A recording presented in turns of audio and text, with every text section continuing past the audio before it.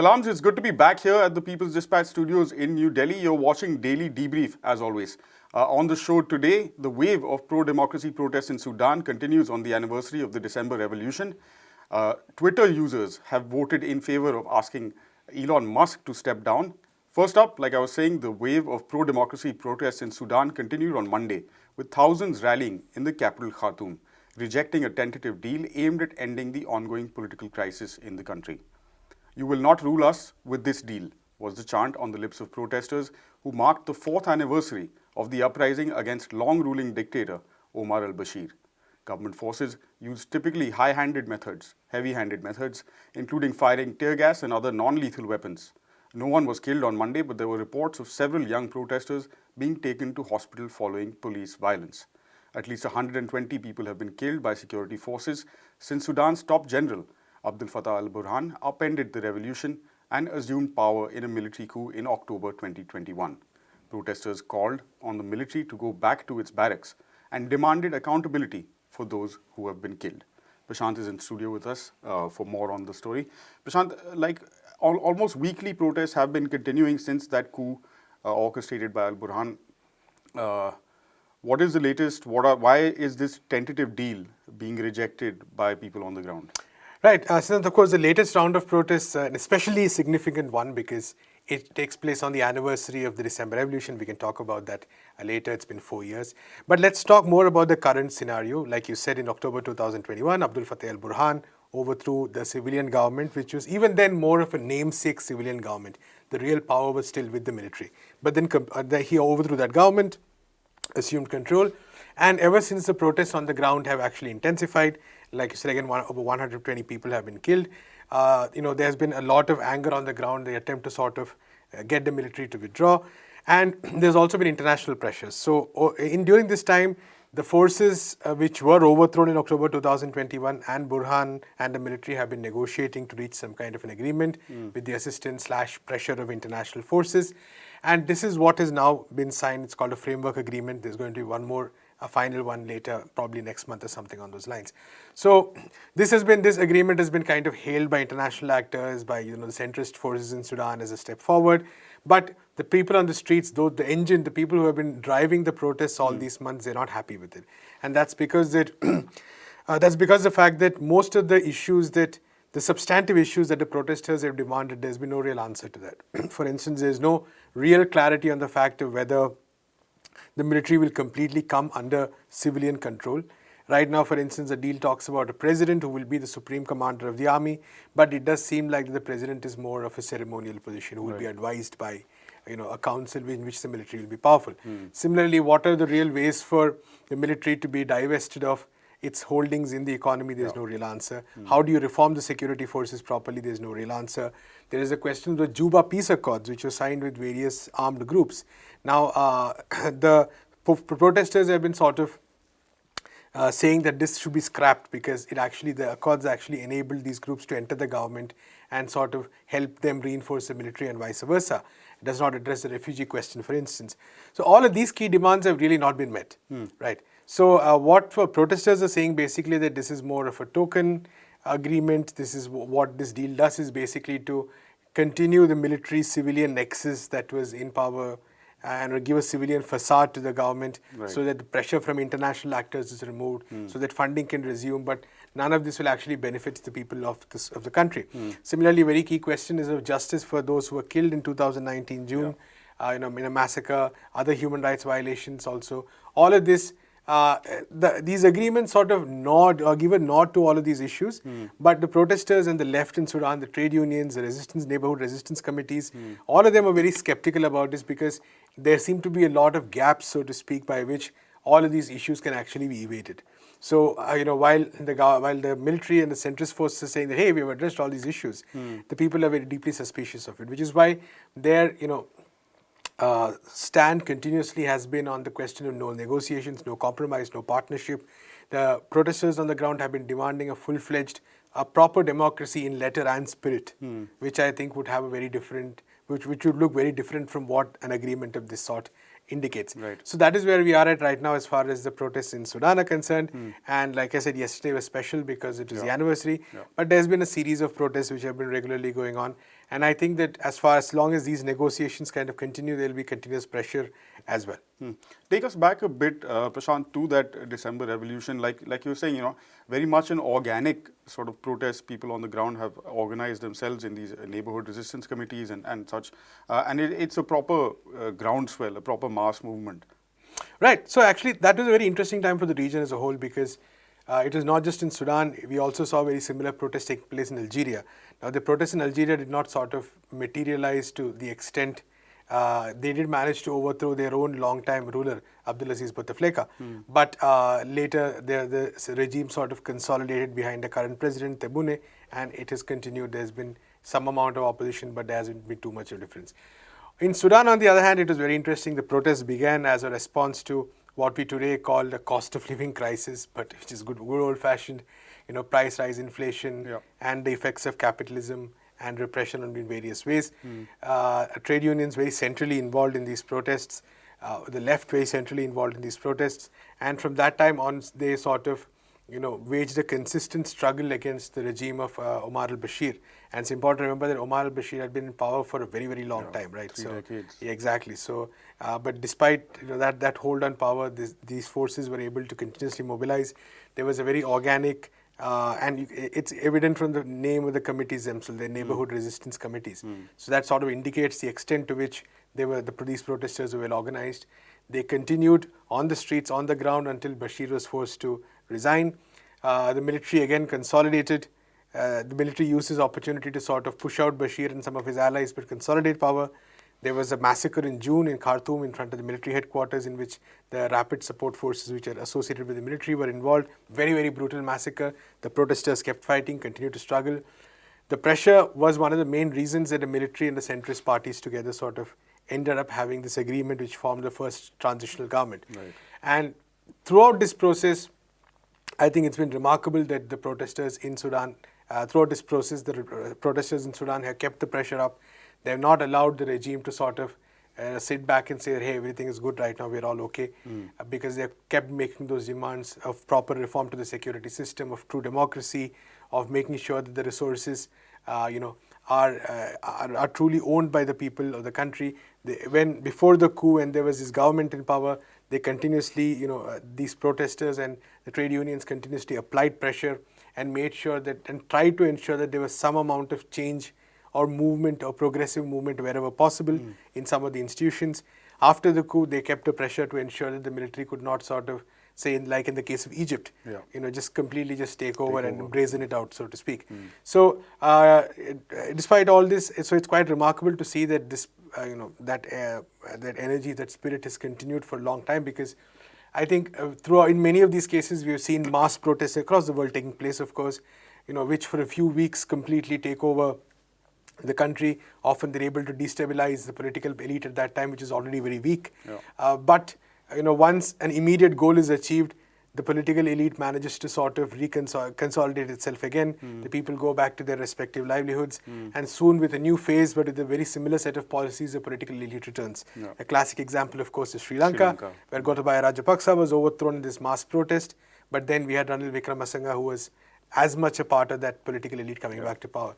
So in Sudan, yes, the military was able to return to power and even do a coup, but I don't think they've been given that chance to sort of consolidate and say just pretend as though everything is back to normal again because of the organized nature of these protests. So very interesting, which is why I believe even on People's Dispatch, on this show, we have focused a lot on that country.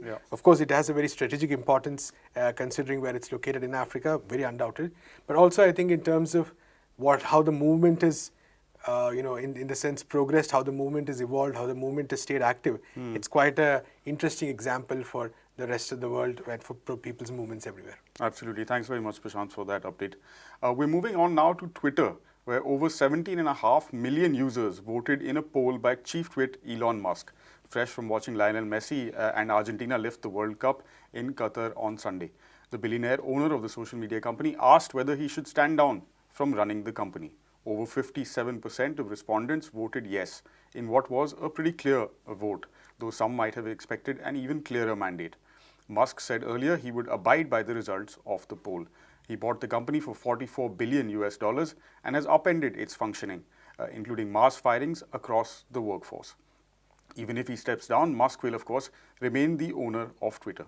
NewsClick Editor-in-Chief Prabir Prakash joins us for this entertainment news segment. Prabir, Musk is coming under pressure from several of his key investors. So is this Twitter poll that he put out asking users to decide whether he should step down from the position of CEO of the social media company, is it masquerading in a sense, saying that he's going with the will of the people, whereas actually there are other puppets, other people pulling the strings? Well, more than other people pulling the strings, having a head of a number of companies become the de facto or the de jure chairman of one of them and doing hands-on that particular company seems to be something which is not viable in the long run. So this was really Musk trying to put his trademark handling policies, etc. on Twitter, saying, hey, I have done all of this. I have restored democracy in Twitter. I have allowed multiple people to say their things. All of this was really to say my brand of democracy. The Musk brand of democracy, what that is, we don't know. Because that doesn't really get into the Musk empire or even on the factory floor where people are fired for various things. Yeah. So I think the so-called democracy instituted by the will of the owner of any company is always a democracy for himself and not democracy for either the users or for the people who run Twitter. Right. So I think we should take it with a due pinch of salt, if not bags of salt. So I think we can take that for granted. But here it is also true that, as you said, investors, others were saying, you have to run other companies. You're much bigger. So, you really need to disengage partly from Twitter. Running as a hands-on chairman come chief operating officer. That's the role he was really fulfilling. So I think this was on the cards anyway. Whether he expected people to tell him to go, that is a different issue. People always have an inflated idea of their own popularity. But only 57.5% asked him to go, not 90%. If any other chairman of a company takes that vote among the people, I think his numbers would be much less. much higher. Yeah. Yes. Yeah. His popularity would be much lower. less. Yeah. So I think that is one. But I think the important part is which direction Musk wants Twitter to go. And I think those he's already instituted. So his main task of taking a hatchet to the old Twitter has already taken place. Is it for good or for bad? We'll have to see. But he's made blue tick, for instance, now a matter of payment. Now, there are pros and cons to this because originally the blue tick was to say you are you. Yeah. It was really a verification that the person who's claiming to be X is really X, not somebody else, not some alter ego which has been created, not somebody created to vilify X, and so on. So that was a verification, but it became a stamp of approval as Twitter developed. In fact, let's face it, an organization like NewsClick, which is the one that I am involved with, didn't get a blue tick for 2 years. Not because that we couldn't prove we are NewsClick, but we didn't know what to do after that and why we didn't get it. So instead of this, Musk now says, okay, pay me X dollars and you're blue ticked forever. Yeah. Now, those are business decisions. Whether they're democratic decisions or not is a different question. But it does seem that Twitter in the future will be monitoring the outputs less in the sense which direction they are, which sections they are catering to. Whether it will make fake news, like for instance happens in the ecosystem of Facebook, more, or it will allow different voices to come and it will allow a multiplicity of voices to be there. Let us see. I think future does not know, or we do not know which way in the future social media will be able to handle the problem of what is bad, what is fake, what is hate. These are the three crucial problems, if you say, with social media. And I don't think we have a solution to it, and certainly not with blue ticks. Right. Moving on from Twitter to the other companies, like you were mentioning, that Elon Musk, of course, runs, and much of his wealth comes from Tesla and SpaceX to some extent. There are calls there also from shareholders to say, he maybe it's time for him to back down from his role there, because like you were mentioning, Tesla needs a full-time CEO, and their share prices have also tanked in the past couple of days. So what's your reading of Tesla and SpaceX and a company that is valued as high as it is, despite the fact that it barely produces any vehicles to begin with? Well, Tesla does produce a fair number of vehicles today. My problem with Tesla and Elon Musk has been that is it really Elon Musk which is being sold, or is it the worth really of the electrical vehicles? Are they really worth that much? To my mind, he sold the American people the dream of an electric vehicle which is somehow of the 21st century.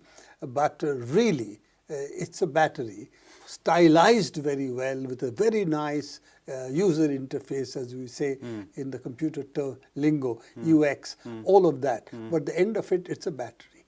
Okay, and Tesla is not known to have a battery technology of its own, though it's claiming a lot of things. A lot of people believe that Tesla makes the battery or has a lot of tech knowledge of the battery, but really made by others. And in fact, the Chinese companies are the biggest battery manufacturers today in the world, and also supplying to Tesla. Will Tesla come out with a new revolutionary technology for a battery? Well, the crystal ball is out there. We have to see. And predicting the future in technology, always a very difficult game.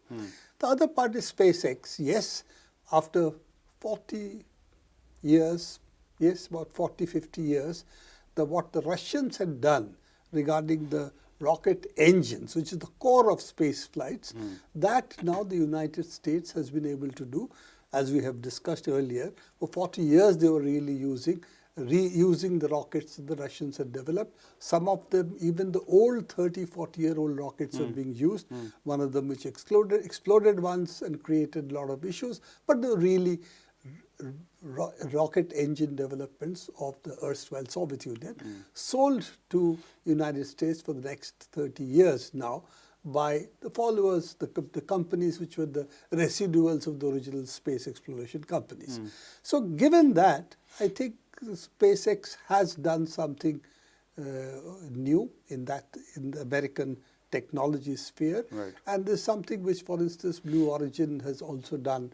So they've moved away from the Atlas rockets which were there to rockets which are better designed, more contemporary, incorporates a lot of the technical advances made in the Soviet Union, and maybe now getting a step ahead. We'll have to see where it goes.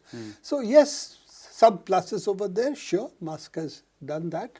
Some credit, yes, but will it lead to a revenue stream, or will it just be supported by the government of the United States? That's a real question. Right. Does commercially SpaceX have that big income flow as it might be required if it wants to become a big player? Or will it be something for, say, tired millionaires to go to space and come back? So all those things we have to see, because while it is new, shiny, very attractive for a lot of the space geeks, including me, but at the same time, when you look at what the economics of space is, it's really communication. And there, Tesla has already created a huge problem with its low-band satellites, which are really very close to the Earth. And the huge issues coming up, they're taking up what would be called prime property in the space and squeezing out everybody else for the future. And this has a lot of other legal issues. Who controls space? Is it free for all, or should it be controlled collectively by all nations? This is the issue that's still there. And Elon Musk, as you know, essentially believes that big capital has the right to do whatever it wants, unrestricted by nation states, including the United States government. All right, thanks very much for summing it all up, Prabir. For us, always good to have you on the show, and hopefully we'll be back in studio very soon. That's all we have on this episode of Daily Debrief. As always, we invite you to head to our website, peoplesdispatch.org, for more details on these stories and all the other work we do. Also, don't forget to give us a follow on the social media platform of your choice. We'll be back same time, same place tomorrow. Until then, stay safe. Goodbye.